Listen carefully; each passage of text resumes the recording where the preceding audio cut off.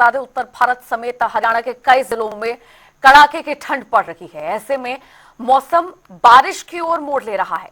Delhi NCR समेत हरियाणा में काले बादलों का साया छाया हुआ है। सुबह कुछ इलाकों में हल्की फुल्की बारिश भी हुई है। इनमें भिवानी, फतेहाबाद, फरीदाबाद, गुरुग्राम, रतिया, जींद शामिल हैं। इस बीच आईएमडी ने कई राज्यों में बारिश को लेकर अलर्ट जारी किया है। मौसम विभाग ने आने वाले दिनों में कुछ राज्यों में शीतलहर का प्रकोप बढ़ने के आसार जताए हैं। दिल्ली एनसीआर के कुछ इलाकों में आज सुबह हल्की बारिश भी दर्ज की गई है। दिन के समय भी बारिश होने के आसार अभी भी हैं, जिससे अब ठंड और बारिश की दोहरी मार रहेगी।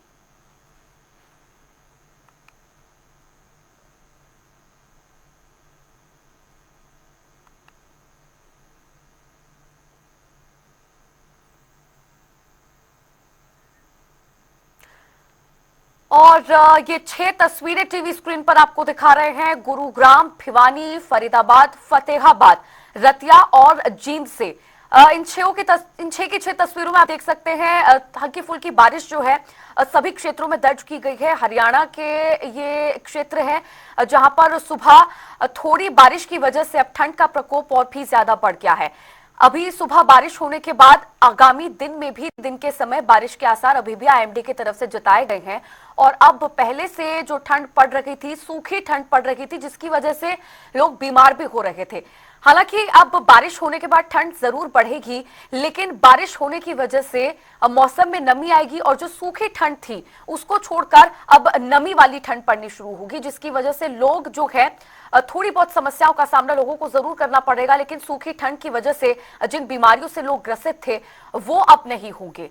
बारिश की वजह से तापमान में भी गिरावट दर्ज की गई है। आगे भी तापमान में गिरावट दर्ज की जा सकती है और दोहरी मार जो है वो अब लोगों को झेलनी पड़ सकती है सर्दी की। बारिश की वजह से कई जगहों पर हल्की बूंदाबांदी हुई, कई जगहों पर हल्की से मध्यम बारिश हुई और पहाड़ी क्षेत्रों में बर्फबारी और बारिश की वजह से ये जो असर है ठंड का, बारिश का, ये मैदानी इलाकों में भी अब देखने को मिल रहा है। कई जगहों पर हल्की बूंदाबांदी, कहीं पर हल्की और मध्यम बारिश और दिल्ली एनसीआर के भी कई इलाकों में आज सुबह बारिश जो है वो रिकॉर्ड की गई है। ये 6 तस्वीरें आपको टीवी स्क्रीन पर दिखा रहे थे जहां पर थोड़ी बहुत बारिश की वजह से अभी तापमान में गिरावट आई है और ठंड बढ़ी है और इसकी वजह से अब ठंड का प्रकोप और भी ज्यादा बढ़ सकता है। शीतलहर जिस तरह से चल रही थी वो अब बढ़ सकती है। शीतलहर का दौर जारी रहेगा और ठंड का सामना लोगों को करना पड़ेगा। कुछ समस्याएं भी इस दौरान लोगों को आती है, जैसे कि कोहरे की वजह से विजिबिलिटी लेवल कम होता है। ट्रैफिक के दौरान जब गाड़ियां चल रही होती हैं तो विजिबिलिटी लेवल कम होने की वजह से एक्सीडेंट्स होते हैं, लोगों को देखने में समस्याओं का सामना करना पड़ता है। और खास तौर पर बच्चों और बुजुर्गों की बात करें तो उनके लिए थोड़ा कठिनाई भरा समय ये होता है, चूंकि बुजुर्गों और बच्चों को बुखार और इस तरह की समस्याएं ठंड के प्रकोप की वजह से होती हैं। और आकाश खुराना हमारे संवाददाता हमारे साथ लाइव जुड़ गए हैं और भी ज्यादा जानकारी के साथ उनका रुख करेंगे। आकाश, आज दिल्ली एनसीआर और हरियाणा समेत कई जगहों पर, कई इलाकों पर मध्यम से हल्की और कुछ जगहों पर बूंदाबांदी बारिश दर्ज की गई है। फिलहाल क्या अपडेट है? जी बिल्कुल, आज सुबह से ही लगातार दिल्ली के एनसीआर में बारिश जो है वो हो रही है। रुक-रुक कर बारिश जो है सुबह से ही हो रही है।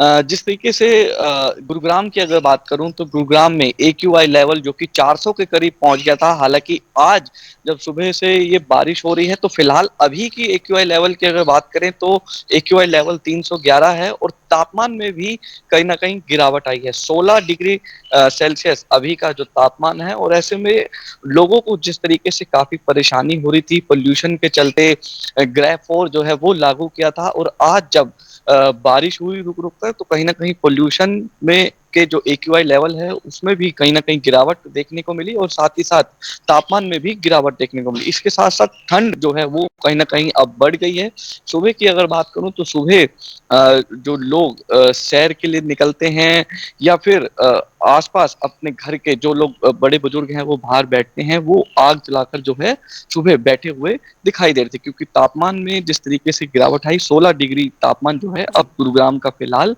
है। बिल्कुल आकाश, जिस तरह से हम देख रहे थे कि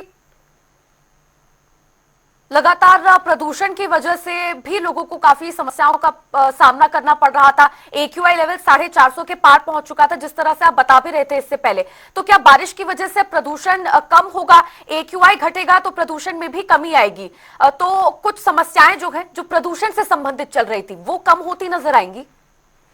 हेलो सर।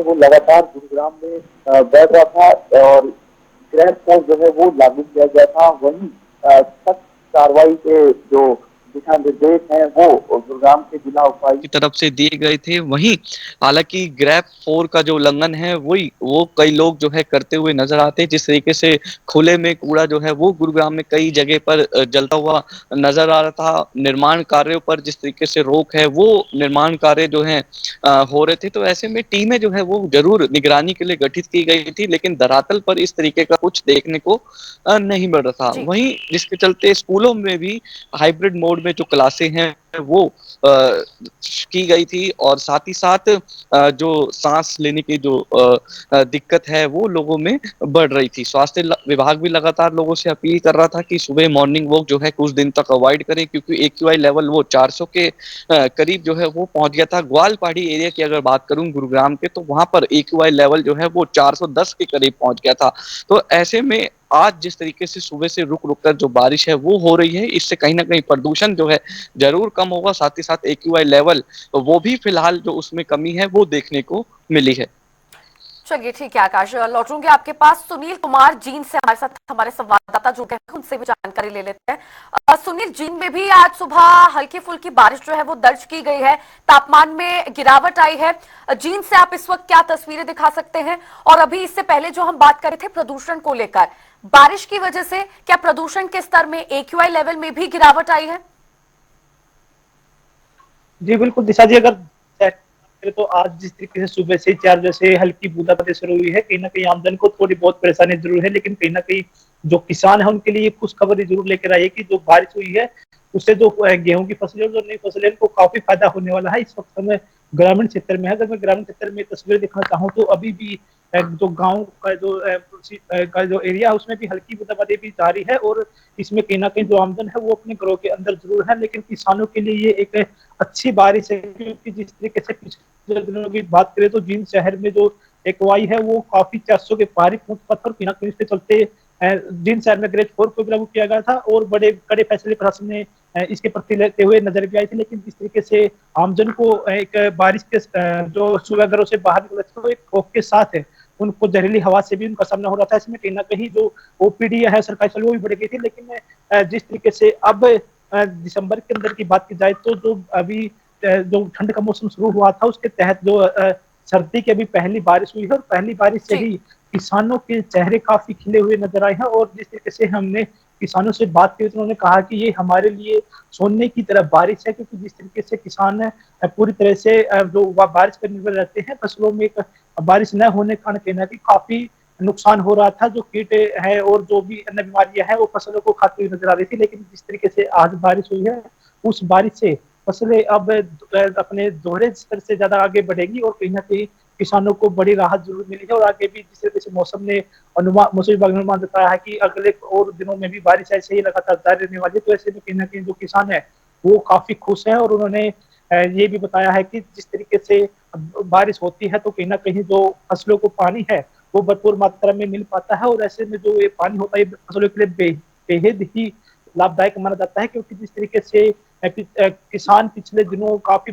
ज्यादा जो बात करें फसलों में बीमारी भी आ चुकी थी उसको लेकर कहीं ना कहीं जो कीटनाशक दवाइयां होती हैं उनको खरीदने के लिए भी किसानों के ऊपर एक भारी बोझ बन गया था। अब जैसे ही बारिश अब हुई है तो इससे कहीं ना कहीं किसानों के लिए राहत भरी खबर है, और देखने वाली अब ये बात होगी जो ये बारिश है आगे कितने दिनों तक और ऐसी जारी रहती है, और किसान है वो इस बारिश से कितने खुश जरूर नजर आते हैं। बिल्कुल सुनील, जो आम जनता है उसके लिए थोड़ी समस्या ये बारिश जरूर हो सकती है, क्योंकि तापमान में गिरावट आएगी, ठंड का प्रकोप बढ़ेगा, लेकिन किसानों के लिए बड़ी सौगात है, उनके चेहरों पर मुस्कान जरूर आई है। अब जिस तरह से आप बता रहे हैं कि मौसम विभाग का कहना है कि आने वाले दिनों में बारिश के आसार बढ़ सकते हैं, तो निश्चित तौर पर तापमान में और गिरावट आएगी और ठंड और ज्यादा बढ़ेगी, शीतलहर का दौर जारी रहेगा। तो ऐसे में बढ़ती ठंड को देखते हुए क्या कुछ इंतजाम वहां पर किए गए हैं? रैन बसेरों का इंतजाम क्या वहां किया गया है लोगों के लिए, लोगों की शरण लेने के लिए?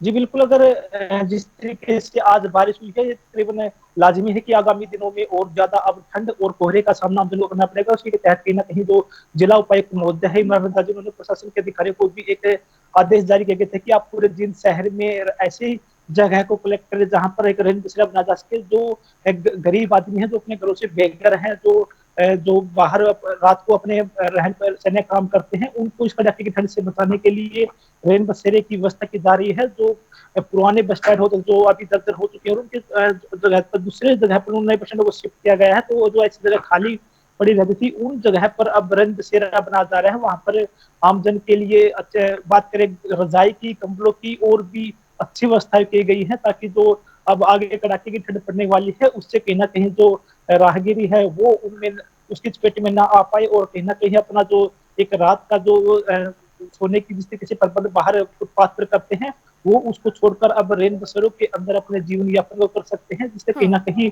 जो आगे ठंड बढ़ने वाली है उसमें जो तापमान है उसमें काफी गिरावट होगी, और वो कहीं ना कहीं जो बाहर रहने वाले जो आमजन होते हैं उनके लिए बेहद ही खतरनाक साबित हो सकती है। क्योंकि जिस तरीके से मौसम में गिरावट होती है, तो जो नमी की व्यवस्था की जाकर कोहरे की बात है, तो वो विजिबिलिटी जीरो हो जाती है, इससे कहीं ना कहीं आमजन को बाहर नहीं हो रहना पाना मुश्किल होता। तो ऐसे में कहीं ना कहीं उपायुक्त महोदय ने प्रशासन के अधिकारियों को आदेश जारी किए गए हैं कि आप चलिए ठीक है, आकाश खुराना हमारे संवाददाता, वो भी हमारे साथ जुड़े हुए, उनका रुख कर लेते हैं एक बार फिर से। आकाश, जिस तरह से हम बात कर रहे थे कि प्रशासनिक लेवल पर क्या कुछ तैयारियां की गई हैं बढ़ती ठंड को लेकर, रैन बसेरों का इंतजाम किया गया है ताकि लोग जो बाहर रहते हैं वो वहां पर शरण ले पाए, बढ़ती ठंड को देखते हुए और किस तरह की तैयारियां प्रशासन की तरफ से की गई हैं लोगों के लिए? जी बिल्कुल, बात करें जिस तरीके से नया साल जो है वो नजदीक आ रहा है, और जो ठंड है वो लगातार बढ़ती जा रही है। आज भी तापमान जो है वो कहीं ना कहीं उसमें बारीक गिरावट जरूर देखने को मिली है। और वहीं दूसरी तरफ प्रशासनिक जो इंतजाम है उनकी अगर बात करें, तो जनता टीवी ने लगातार जो है ठंड के दौरान रेन बसेरों का जो रियलिटी चेक है वो किया है। और पिछले साल की अगर बात करूं, तो पिछले साल भी जो जनता टीवी ने रियलिटी चेक रेन बसेरों का किया था, तो उसमें कहीं ना कहीं रेन बसेरे जो हैं इस तरीके की हालत में थे, तो लोग जो हैं वहां पर वो खाली पड़े थे, लोग वहां पर नहीं सो पा रहे थे, क्योंकि वहां पे उन रेन बसेरों की हालत इतनी खराब थी कि लोग वहां पे गंदगी जो है उस रेन बसेरों में थी। हालांकि अभी तक बात करूं तो रेन बसेरे पूर्ण रूप से जो शुरुआत है उनकी नहीं की गई है, और हालांकि जो लोग हैं वो कहीं ना कहीं किसी मंदिर में या फिर किसी दुकान के छत के नीचे जो है सोने को अभी भी मजबूर हो रहे हैं। और ऐसे में जब जनता टीवी ने भी रियलिटी चेक इन रेन बसेरों का किया था, उसके बाद पिछले साल की मैं बात कर रहा हूँ, तो प्रशासन जो है जागा था। और इस बार भी जब जनता टीवी ये रियलिटी चेक जो है अब रेन बसेरों का करेगा, क्या कुछ सामने ये आता है, ये देखने वाली बात जरूर होगी। चलिए, बहुत बहुत शुक्रिया आकाश खुराना आपका जुड़ने के लिए और तमाम जानकारी साझा करने के लिए।